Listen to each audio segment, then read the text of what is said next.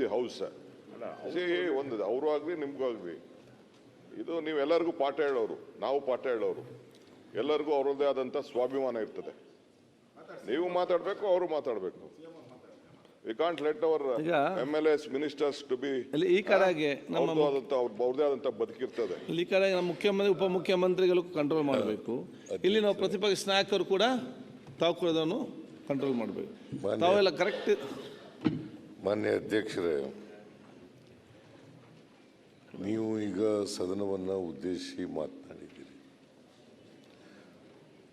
ಭಾಳ ಮುಖ್ಯವಾಗಿ ಒಂದು ಮಾತನ್ನು ಹೇಳಿದ್ರಿ. ಪ್ರತಿಯೊಬ್ಬರು ಕೂಡ ಅವರ ಆತ್ಮಾವಲೋಕನವನ್ನು ಮಾಡ್ಕೋಬೇಕು ಅಂತ. ಈಗ ನಾವು ಈ ಕಡೆ ಸದಸ್ಯರಾಗಲಿ ಈ ಕಡೆ ಸದಸ್ಯರಾಗಲಿ ಮಾತನಾಡುವಾಗ ಇನ್ನೊಬ್ಬರಿಗೆ ನೋವುಂಟಾಗೋ ರೀತಿಯಲ್ಲಿ ಮಾತಾಡಬಾರ್ದು. ಇದು ಸದನ ನೋಡಿ, ಎಲ್ಲ ವಿದ್ಯಾರ್ಥಿಗಳೆಲ್ಲ ಬಂದು ಕೂತಿದ್ದಾರೆ, ನಮ್ಮನ್ನೆಲ್ಲ ನೋಡ್ತಾ ಇರ್ತಾರೆ, ನಮ್ಮ ಬಿಹೇವಿಯರ್ನೆಲ್ಲ ನೋಡ್ತಾ ಇರ್ತಾರೆ, ನಾವು ಯಾವ ರೀತಿ ನಡ್ಕೊಳ್ತೀವಿ ಅಂತಕ್ಕಂಥದ್ದನ್ನು ನೋಡ್ತಾ ಇರ್ತಾರೆ. ನಾವು ಪದ ಪ್ರಯೋಗ ಮಾಡುವಾಗ ಅದು ಸಂವಿಧಾನಿಕವಾಗಿ ಸಂಸದೀಯವಾಗಿರಬೇಕು. ನಾನು ಟೀಕೆ ಮಾಡಲಿಕ್ಕೆ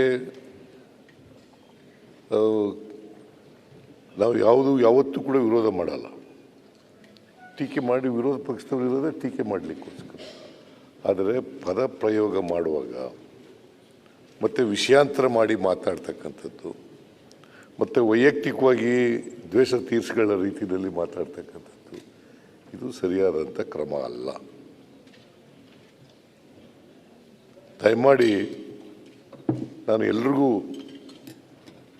ಈ ಕಡೆಯವರಿಗೆ ಆ ಕಡೆಯವರಿಗೆ ಎಲ್ರಿಗೂ ಮನವಿ ಮಾಡ್ತೇನೆ, ಟೀಕೆ ಮಾಡಿ, ವಿರೋಧ ಪಕ್ಷದವರು ಇರೋದೇ ಟೀಕೆ ಮಾಡಲಿಕ್ಕೋಸ್ಕರ. ಆದರೆ ನಿಮ್ಮ ಟೀಕೆ ರಚನಾತ್ಮಕವಾಗಿರಬೇಕು. ರಚನಾತ್ಮಕವಾದಂಥ ಟೀಕೆಗಳು ಮಾಡಿದ್ರೆ ಅದನ್ನು ಸ್ವಾಗತ ಮಾಡೋಣ. ನಾವು ಸರ್ಕಾರ ಇದ್ದೀವಿ, ಸರ್ಕಾರ ನಡೆಸ್ತಾ ಇದ್ದೀವಿ, ನಾವು ಏನು ಹೇಳಬೇಕು ಅದನ್ನು ಹೇಳ್ತೀವಿ, ವಸ್ತುಸ್ಥಿತಿ ಏನಪ್ಪ ಅಂತಕ್ಕಂಥದ್ದನ್ನು ಹೇಳ್ತೀವಿ. ನಾವು ಯಾರು ಬೃಹಸ್ಪತಿಗಳಲ್ಲ. ನೆನ್ನೆನೂ ಕೂಡ ಹೇಳಿದೆ, ನಾವು ಯಾರು ಬೃಹಸ್ಪತಿಗಳಲ್ಲ. ಕಲಿತಕ್ಕಂಥದ್ದು ಭಾಳ ಇರ್ತದೆ. ಕಲಿಯೋಕ್ಕೆ ಅದು ವಯಸ್ಸೇನಿಲ್ಲ, ಅದು ಅಂತಿಮ ಏನಿಲ್ಲ, ಅದಕ್ಕೆ ಯಾವಾಗಲೂ ಕಲಿತಾ ಇರ್ತದೆ. ನಾವೆಲ್ಲ ಈ ಹೊಸ ಸದಸ್ಯರುಗಳೆಲ್ಲ ಭಾಳ ಜನ ಬಂದಿದ್ದಾರೆ. ಹೊಸ ಸದಸ್ಯರುಗಳಿಗೆ ಮಾದರಿಯಾಗಿರ್ಬೇಕಲ್ಲ. ಅವತ್ತು ನಾವು ದಾರಿ ತಪ್ಪತಕ್ಕಂಥ ನಡೆದರೆ ಹೊಸ ಸದಸ್ಯರು ಏನು ಮಾಡ್ತಾರೆ ಪಾಪ. ಈಗ ನಾನು 9 ಚುನಾವಣೆಗಳನ್ನು ಎದುರಿಸಿದ್ದೀನಿ. ಇಲ್ಲಿ ಅಸೆಂಬ್ಲಿನ 9 ಚುನಾವಣೆಗಳನ್ನು. ಇವನು 8 ಸಾರಿ ಆಯ್ಕೆಯಾಗಿದ್ದಾನೆ. ಇಲ್ಲ 8.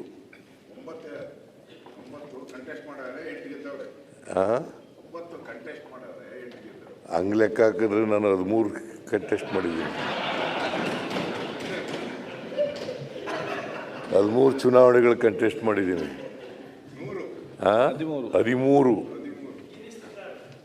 13 ಚುನಾವಣೆಗಳನ್ನು ಕಂಟೆಸ್ಟ್ ಮಾಡಿದ್ದೀನಿ. 2 ಲೋಕಸಭಾ ಸೋತಿದ್ದೀನಿ, 2 ಅಸೆಂಬ್ಲಿ ಸೋತಿದ್ದೀನಿ, 4 ಸೋತಿದ್ದೀನಿ, 9 ಸಾರಿ ಗೆದ್ದಿದ್ದೀನಿ.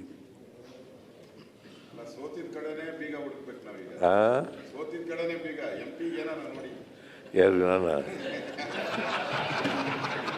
MP ಗೆ ಇನ್ನೂ ನಿಲ್ಲಲ್ಲ ಅಂತ ತೀರ್ಮಾನ ಮಾಡಿಬಿಟ್ಟಿದ್ದೀನಿ ನಾನು. ಈಗ ನನ್ನ ಇಲ್ಲಿಂದ ಕಳಿಸ್ಬೇಕು ಅಂತಲೇ ಇದೆಯಲ್ಲ ನೀನು. ಈಗ ನಿನ್ಗೆ ಇಷ್ಟ ಇಲ್ವಾ? ಇವಾಗಲ್ಲ, ಭಾಳ ಒಂದು 5 ವರ್ಷದಿಂದ ಮಾತಾಡಬೇಕಾದ್ರೆ ನನಗೊಂದ್ಸರಿ MP ಅಲ್ಲಿ ಪಾರ್ಲಿಮೆಂಟಲ್ಲಿ ಹೋಗಿ ಮಾತಾಡಬೇಕು ಅಶೋಕ್ ಅಂತ ಹೇಳಿದ್ ಜ್ಞಾಪಕ, ಅದಕ್ಕೆ ಹೇಳಿದೆ ಅಷ್ಟೇ. ಅದು ಮೊದಲಿತ್ತು ಹಂಗೆ ಪಾರ್ಲಿಮೆಂಟಿಗೆ ಒಂದ್ಸರಿ ಹೋಗ್ಬೇಕು ಅನ್ನೋದಿತ್ತು. ಈಗ ಅದಿಲ್ಲ. 2 ಸಾರಿ ಜನ ನನ್ನನ್ನು ರಿಜೆಕ್ಟ್ ಮಾಡಿ ನೀವು ಡೆಲ್ಲಿಗೆ ಹೋದ್ರೆ ನಾವು ಆರಾಮದಿಂದ ಬದುಕಬಹುದು ಅನ್ನೋದ್ರಿಂದ ನಿಮ್ಮ ಗೌರವದಿಂದ ಡೆಲ್ಲಿ ಕಳ್ಸ ಹಾಕ್ಬೇಕಂತ ವಿಚಾರ ಮಾಡಕತ್ತೆ. 2 ಸಾರಿ ನನ್ನನ್ನು ರಿಜೆಕ್ಟ್ ಮಾಡಿಬಿಟ್ಟಿದ್ದಾರೆ ಲೋಕಸಭೆಗೆ ಬರಬೇಡಿ ಅಂತ.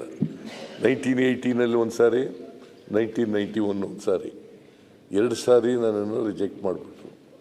ಸೊ ಇನ್ನು ಮತ್ತೆ ನಾನು ಆಸೆ ಪಡೋದು ಚೆನ್ನಾಗಿಲ್ಲ ಅಂತೇಳಿ ಬಿಟ್ಬಿಟ್ಟೆ. ಈಗ ಮಾಡ್ತಾ ಇಲ್ಲ. ಅದರಿಂದ ನೀನಾಗಲಿ ನಾನಾಗಲಿ